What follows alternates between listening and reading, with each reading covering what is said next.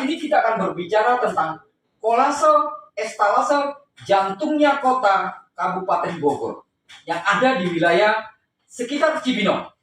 Kali ini saya akan berdialog secara langsung dengan tokoh pemuda yang ada di wilayah Cibinong. Selamat pagi, Bung. Selamat pagi, Bung Paul. Tetap berjuang memberikan yang terbaik buat bangsa dan negara. Bung Paul, tokoh seorang pemuda yang tidak asing lagi untuk masyarakat yang ada di wilayah Cibinong. Bung Paul, kita melihat estalase sebuah kota. Bogor ini sebetulnya Kabupaten Bogor boleh juga disematkan sebagai kota karena di sini mall ada, kampus ada, ya, semua ada di sini. Kabupaten Bogor ini luas sekali. Bung Paul, menurut kacamata Bung Paul sebagai tokoh pemuda masyarakat di sini, mengenai estalase, tata letak ruang yang ada di wilayah Kabupaten Bogor, khususnya yang menghubungkan antara pintu masuk daerah penyangga dari Depok maupun dari kota Bogor dan di Jakarta melalui gerbang tol. Masuknya adanya di, kalau nggak di Sentul, keluarnya melalui Pakansari, keluarnya. Dan kalau di tol Cibinong, dia keluarnya tentunya akan berhubungan langsung dengan semperawutnya yang ada di pasar Cibinong, di flyover. Seperti apa tanggapan Anda? Ya, baik Abang, terima kasih. Selamat pagi buat sahabat-sahabat semua ruang kita. Jadi ada satu hal yang tidak bisa kita tinggalkan ataupun kita hapus, yaitu sejarah, Abang. Sejarah. Sebelum Bogor berkembang sedemikian rupa, pemerintahan daerah berkantor di Pakansari. Ya. Dulu itu Simpangan Cibinong itu merupakan seperti ikon untuk Bogor. Ikon Bogor, ya. Jadi kalau orang mau masuk ke Bogor pasti identik dengan Simpangan Cibinong. Simpang Cibinong. Iya, jalur itu baru ada, kalau untuk tol itu baru ada dari Citerep pada saat itu. Iya. Nah, tapi kalau kita lihat perkembangan Kabupaten Bogor yang ada ini sepertinya kayak melupakan sejarah. Iya. Membangun potensi-potensi baru di tempat lain untuk lebih baik, tapi potensi yang ada yang merupakan base-nya, yang merupakan dasarnya, seakan seperti terabaikan. Iya.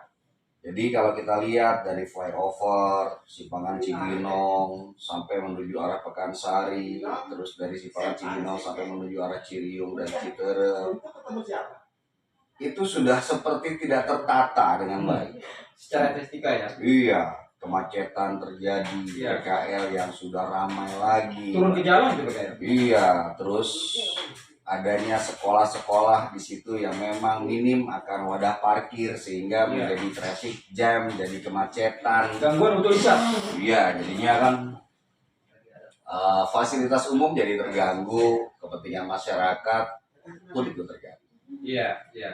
Sangat disayangkan, sedangkan banyak di sisi lain potensi-potensi yang ada apabila pemerintah ingin mengembangkan ataupun pemerintah ingin membangun agar potensi-potensi itu melahirkan nilai-nilai baru. Iya. Contohnya kalau kita lihat di bawah flyover. Di bawah flyover itu kenapa tidak bisa di-create? Kenapa nggak bisa diolah? Iya. Itu kan bisa dijadikan misalnya ditata oleh pemerintah sebagai sarana penunjang dan kebutuhan masyarakat. Dibuatnya misalnya perpustakaan terbuka, arena bermain anak, dibuat juga di dalamnya yang berhubungan dengan profit, mungkin seperti Pujasera gitu kan, buat pedagang-pedagang sebelah kanan, pedagang sebelah kiri, mereka mereka pada makan, bangku-bangkunya di tengah, zona parkirnya, space parkirnya dipikirkan, sebenarnya itu bisa. Terus ditata keindahannya dengan dilakukan lomba mural, kan, untuk tiang-tiangnya, atap-atap atasnya. Yang penting jangan mengganggu infrastruktur yang ada di situ sebagai penyangga flyover itu sendiri. Sehingga masyarakat di situ juga mungkin terbantu yang tadinya belum punya pekerjaan, bisa jualan. Lalu potensi UMKM buat masyarakat kita. Betul. Bung Paul, saya juga ingin menyampaikan mengenai ikon Bogor Kota. Ada Tugu Kujang. Oh iya. Ya, ikon Kabupaten Bogor mengandalkan apa? Sedangkan ikon Kabupaten Bogor Tugu Pancakarsa belum lama terbangun. Iya. Nah, ikon Kabupaten Bogor apa menurut Bung Paul? Apakah sudah ada atau belum? Iya, kalau saya pribadi sih belum lihat ya. Jadi gini, ikon itu salah satu gambaran mengarah kepada jati diri satu wilayah. Iya. Ini wilayah ini ada jati dirinya nggak sih gitu? Jati dirinya apa sih? Maka lahirlah ikon-ikon itu yang memiliki nilai-nilai filosofi mungkin juga. Iya. Nah, kalau kita melihat Kabupaten Bogor, kita bandingkan dengan kota. Kalau kota itu kan ada tugu kujang di sana. Iya. Tubuhnya itu, tiangnya itu tidak terlalu besar, tapi kujangnya di atas besar. Kalau kita lihat kota Depok itu ada tugu blimbing di sana. Tubuhnya itu tidak terlalu besar, tapi blimbingnya besar. Iya. Kalau lihat Kabupaten Bogor dengan Pancakarsanya yang ada di Sentul, itu berbanding terbalik. Ya, tubuhnya besar, tiangnya besar, ikon di atasnya kecil sekali. Nah, ini kan menggambarkan secara filosofi ini Bogor seperti belum berani untuk menampilkan jati dirinya, kebesarannya. Iya. Jadi kalau satu wilayah yang memang dilihat tidak memiliki jati diri, ya sulit untuk berkembang. Iya. Gitu. Iya, betul. Jadi ya permasalahannya itu kan. Iya. Makanya punten. Iya. Ini sedikit pesan untuk pemerintah yang sekarang terpilih. Iya. Khususnya untuk Kang Rudi. Iya, Bupati Baru. Ayo sudah pemerintah Kabupaten Bogor, sudah waktunya lebih berbenah. Iya. Sudah waktunya lebih serius menghadapi keadaan yang ada. Iya.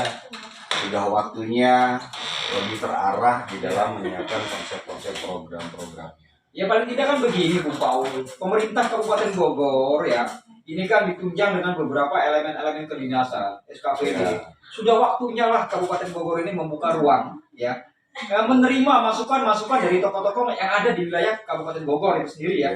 Karena masukan-masukan itu penting juga untuk sebuah pemerintahan di daerah. Masukan-masukan dari para tokoh masyarakat yang ada di Kabupaten Bogor, mereka adalah pelaku-pelaku sejarah.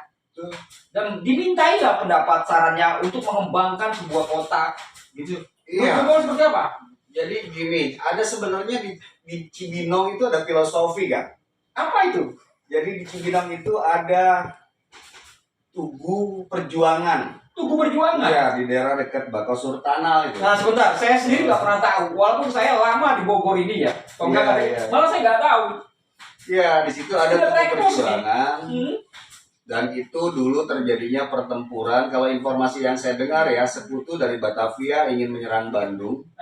Sudah bisa melewati Cililitan, tembus, terus juga tembus dari Cibubur, tembus Kelapa II, tembus Sipangan Depok, tapi sampai di Cibinong tidak tembus.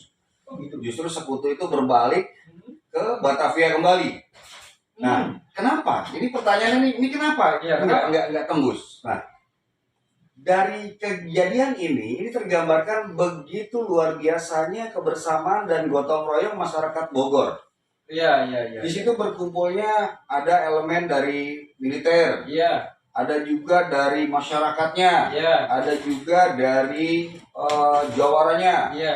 Ada juga dari santri-santrinya. Iya. Nah, kalau tidak salah dari militer itu pada saat itu dipimpin oleh Mayor Tubagus Syamsuddinur. Nah, terus dari santri-santri atau tokoh agama itu dipimpin oleh Pak Kiai Haji Syamhuri, kalau tidak salah dulu. Nah, dengan kebersamaan ini, di mana mereka menghargai perbedaan dapat melahirkan sebuah kekuatan, itu terbukti. Sekutu tidak mampu menembus Bandung karena kerja keras masyarakat Cibinong, masyarakat Bogor itu sendiri untuk menahannya. Dan itu terjadi.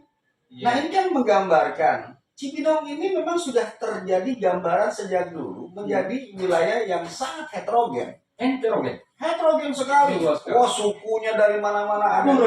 Waduh, luar biasa.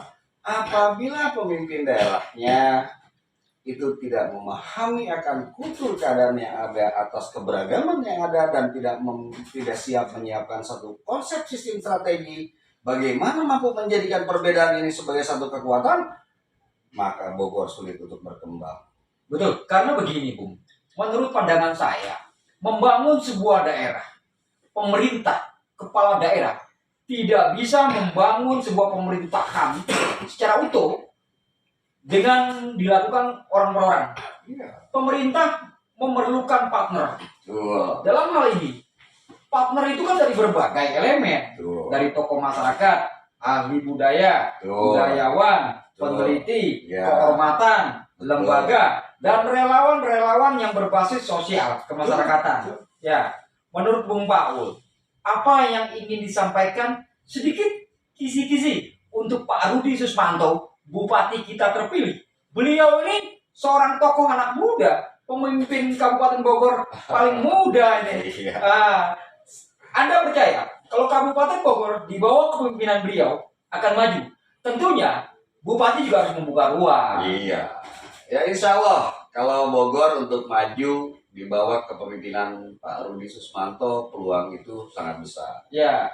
Yang penting pertama dengan kondisi Bogor yang ada sekarang, heterogenisasi yang sudah terjadi dan terlahir, setidaknya ilmu tentang satu kekuatan itu kita pahami dulu. Betul. Contoh begini, hal yang identik dengan kata kuat itu tidak jauh dari yang namanya beton. Ya. Tapi kalau kita perhatikan, apakah beton itu zat atau partikel yang berdiri sendiri? Tidak. Tidak. Di dalamnya ada semen, ada pasir, ada besi, air, nikkel, dan lain-lain. Berbagai unsur kimia.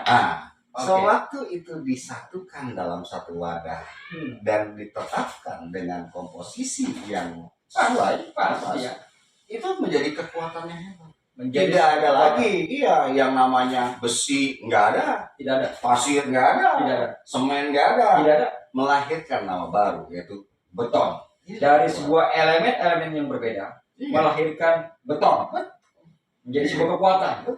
Filosofi ini harus bisa dipakai oleh pemerintah daerah. Begitu. Oke, pemirsa, bincang-bincang santai kita dengan tokoh pemuda Cibinong, Bung Paul, ya itu nama populer. Seperti itu. Kita akan lakukan dialog selanjutnya di berbagai kisi-kisi yang ada di wilayah Kabupaten Bogor untuk memberikan ruang bagi pemerintah Kabupaten Bogor sebagai masukan dari para tokoh-tokoh masyarakat pemerhati kebijakan publik maupun tata ruang dan sebagainya. Oke, sahabat ruang kita akan lanjut di episode selanjutnya. Terima kasih. Selamat pagi. Oke, kita bertemu lagi. Bung Paul, selamat pagi. Selamat pagi. Terima kasih atas kesiapan waktunya. Kita sama-sama berjuang untuk membangun sebuah Kabupaten Bogor yang betul-betul diinginkan bersama. Menuju Bogor istimewa. Kelak.